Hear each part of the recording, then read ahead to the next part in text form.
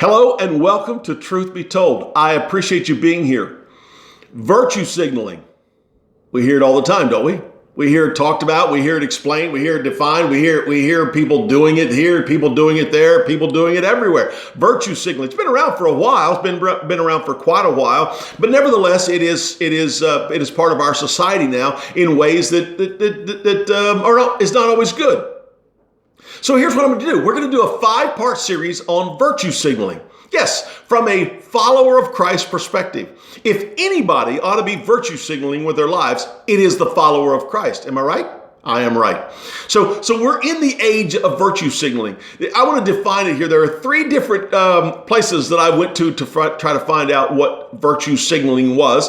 And here are definitions. The Oxford Dictionary defines virtue signaling as this: a pejorative neologism for the expression of a disingenuous moral viewpoint with the intent of communicating good character. That sounds wonderful. What? I don't know.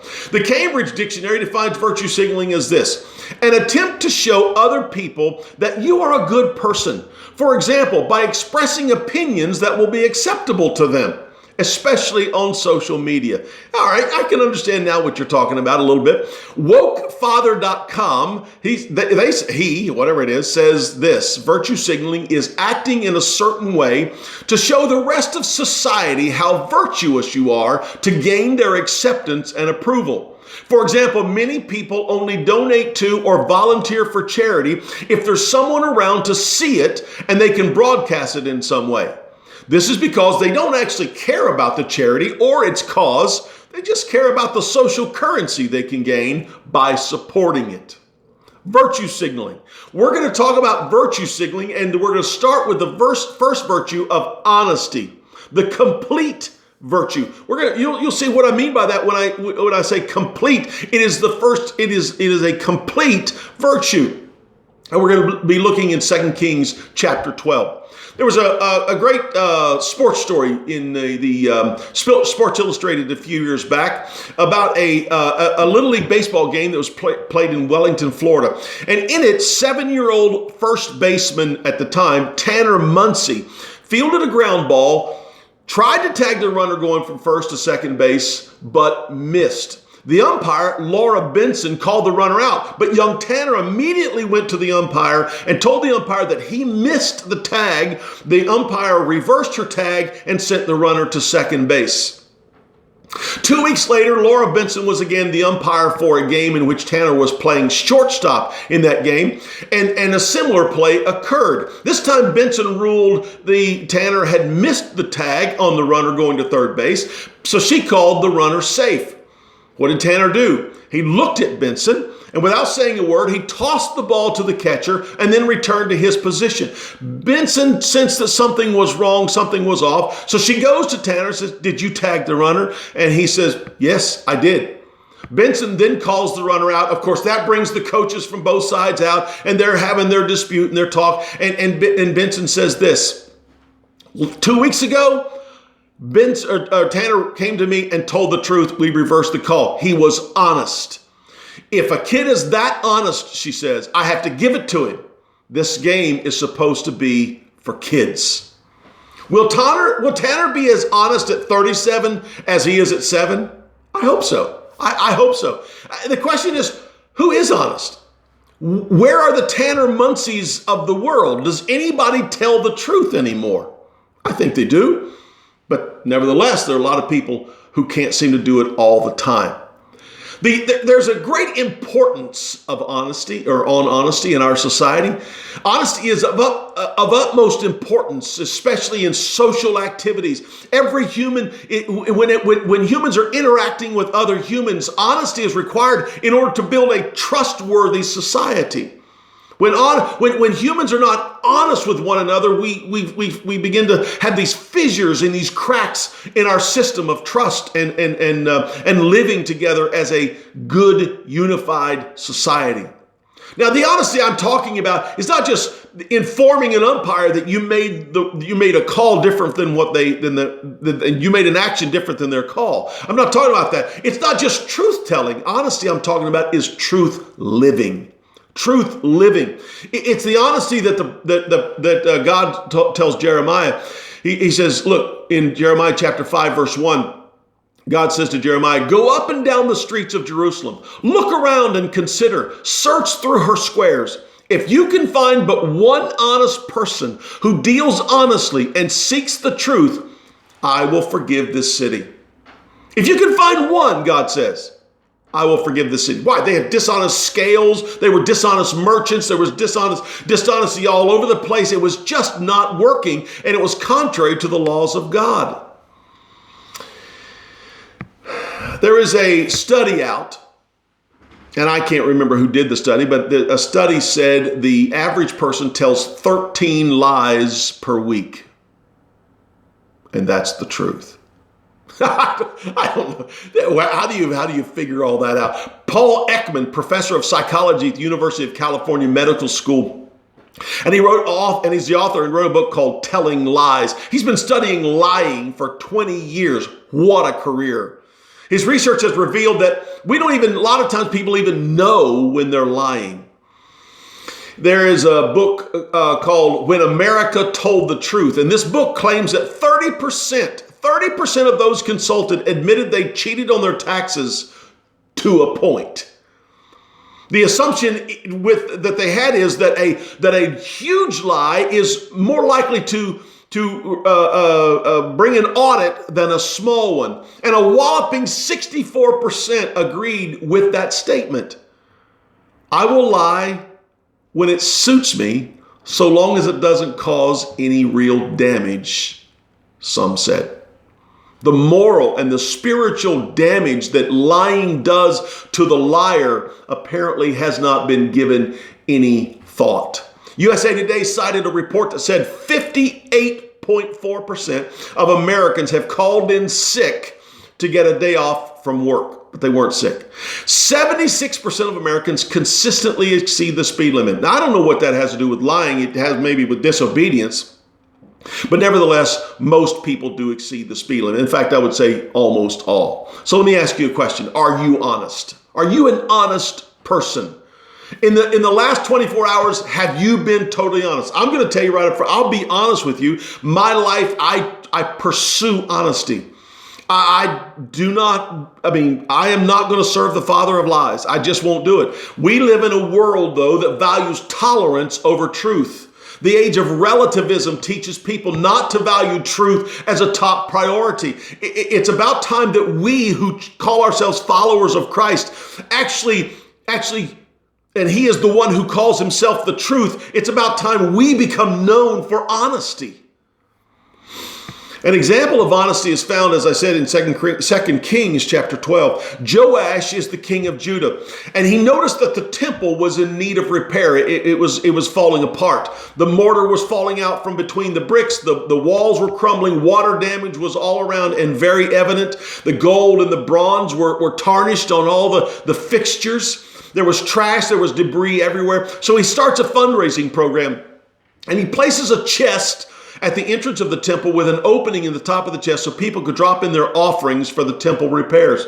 And when the chest would become full of money, the chest was then given to the building superintendent so that the building superintendent could then disperse the money to the carpenters, the stonemasons, the quarrymen, the timber dealers, the stone merchants, and on and on and on. The vendors. What do you think if you don't know the story, what do you think the building superintendents did with the money? I mean, they could have taken some. They could have skimmed right off the top. Who would have known? Who would have known? How did they manage? Here's what verse 15 of 2 Kings chapter 12 says.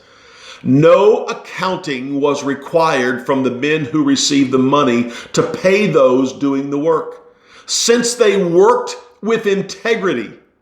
Another way to say it is they acted with complete and total honesty. That's the kind of people I want. If I'm ever building a house, I want that person leading the project. If we're ever building a church, I want that person as the foreman. That's the kind of people I want around me in my daily dealings, my daily life. Don't you want that person as well? Here's some observations about honesty. Here's some observations. Honesty is always the best policy. You've heard it said your whole life. I've heard it said my whole life. Honesty is the best policy. Coming home from work, a woman stopped at the corner deli to buy a chicken for supper. The butcher reached into the barrel and grabbed the last chicken he had. He flung it on the scales up on behind the counter and told the woman its weight. She thought for a moment. She said, I really need a bit more chicken than that. Do you have a larger one? Without a word, the butcher put the chicken back in the barrel, groped around as though he was finding another one, pulled the same chicken out, placed it on the scales. This chicken weighs 1 pound more, he announced. The woman pondered her options, thought about it for a second, and then said, fine, I'll take them both. Honesty is the best policy. 4 students showed up to school. They arrived late to take a test. And what is your excuse? The teacher asked. We had a flat tire, they all said in unison. Fine, the teacher didn't get upset. The teacher just asked the students to take their seats. The test is but one question, she said. Which tire went flat? Honesty is always the best policy. This is why Proverbs, the writer of Proverbs said, truthful lips endure forever, but a lying tongue only a moment. That's in Proverbs 12:19. Honesty is always the best policy. The second observation is honesty makes you complete. Honesty makes you complete. To be honest is to be real, to be genuine, to be authentic, to be bona fide. To be dishonest is to be forged, to be fake, to be fictitious.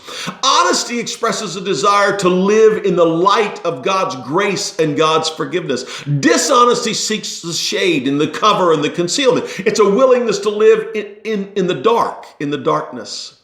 Notice again what the text says about these building superintendents. They worked with integrity. In other words, they acted in complete honesty. The building superintendents of Joash were completely honest, and that made them complete. We want to be whole, don't we? We want to be complete. We want to be men and women of integrity. The words complete, whole, integrity, they all kind of share us a common value. Integrity comes from the word integer. Integer. Now, I was never good at math. I'm better now than I was, but I was never good at math. But the word integer, we use it in reference to numbers. An integer is a whole number. Likewise, a person of integrity is a whole person, a complete person. And in the end, that's what we want. That's what we want to be. That's what we want around us. For in the end, we don't hear people at the funerals or things written on a tombstone that say how much money you made or the title you had at work. It's generally what kind of person you were. Ted Engstrom wrote a book called Integrity. And in it, he tells this story. Coach Cleveland Stroud and the Bulldogs of Rockdale High School in Conyers, Georgia. It was their championship season. 21 wins and 5 losses on the way to the Georgia boys basketball tournament in March. Then a dramatic come-from-behind victory in the state finals. But now the new glass trophy case outside the high school gymnasium is bare. Earlier this month, the Georgia High School Association deprived Rockdale County of the championship after school officials said that a player who was scholastically ineligible, they didn't cut it with the grades, had played 45 seconds in the first of the school's 5 postseason games. 45 seconds, that's it. We didn't know he was ineligible at the time. We didn't know it until a few weeks ago, Mr. Stroud said. Some people have said we should have just kept quiet about it. That it was just 45 seconds and the player was not an impact player. But you've got to do what's honest and right and what the rules say. I told my team that people forget the scores of basketball games. They don't ever forget what you're made of. Coach Cleveland, may your tribe increase. A third observation is that honesty pleases God. Yes, we should practice honesty because of the social ramifications, but we should also, more importantly, practice honesty because it pleases God. As children of the light, we should walk in the light of truthfulness and faithfulness. Proverbs 12:22. Lying lips are detestable to the Lord, but faithful people are his delight. As followers of Christ, we aren't honest because society tells us to be honest. Our society isn't honest, right? I mean, in fact, it even rewards those who get away with dishonesty. It's evident in our government, in our politicians, our judicial system, our businessmen, our schools. The pervasive thought is that if you can get away with it, more power to you. In other words, if you don't get caught, then dishonesty is okay. But as followers of Christ, we are honest because we abide by a different standard and a different guide. Our society says tolerance is the norm. Christianity says truth is the norm. Our society says there is no right and wrong. Everything is subjective. Christianity says there is a right and wrong. There are absolutes. Society reduces truth to personal preference. As long as you're sincere, Christianity says truth is truth. Regardless of your preference, you can be sincere, but you can also be sincerely wrong. A fourth observation is honesty is best developed when it's taken seriously. Honesty is best cultivated, and like most virtues, and even the ones we're going to talk about later on, when it's exercised, it's best cultivated when it's exercised and developed in harmony with other virtues. The more honesty is exercised, the more it becomes a settled way of life. In 3 words, take honesty seriously. Honesty is a fundamental requirement for trust to be built. Honesty is a fundamental element for integrity to be revealed. Honesty is a fundamental requirement for followers of Christ. I want to challenge you to live a deliberately honest life for the next 24 hours, 48 hours. It doesn't matter. Choose to delve into living an honest life regardless of the consequences. For some, the effort's not going to be easy. It's going to require total effort, total concentration, total control. Alexander Solzhenitsyn says this: many of you have already found out, and others will find out in the course of their lives, that truth eludes us if we do not concentrate with total attention on its pursuit. I'm going to end with a story. A young lady was soaking up the sun's rays on a Florida beach when a little boy in his swimming trunks carrying a towel came up to her and asked her, "Do you believe in God?" She was surprised by the question and she said, "Why, yes, I do." Then he says, "Do you go to church every Sunday?" Again, her answer was yes. "Do you read your Bible and pray every day?" Again, she said yes. But by now her curiosity was very aroused. At last, the little boy, just sighed and said with obvious relief, "Will you hold my quarter while I go swimming?" And just like that, God is looking for honest people. People in whom he can trust. People who will be honest in all of their ways. People whose walk matches their talk. People who will keep the promises they make. People whose word is their bond. Honesty makes us complete. It's a whole. That's why we call it the complete virtue. Because without honesty, we can't be trusted. Without honesty, we cannot display integrity. Without honesty, we simply can't show the world around us who Jesus is. And that's our primary objective in life. We're talking about virtue signaling, and I can't imagine a better place to start than throwing down the gauntlet of truth and calling us all, as followers of Jesus Christ, to live out the virtue of honesty in every area of our lives. Are you up to it? Will you do it? Will you commit to it? No matter what the consequences, will you live an honest to God life? I hope you have a great day today. Bye now.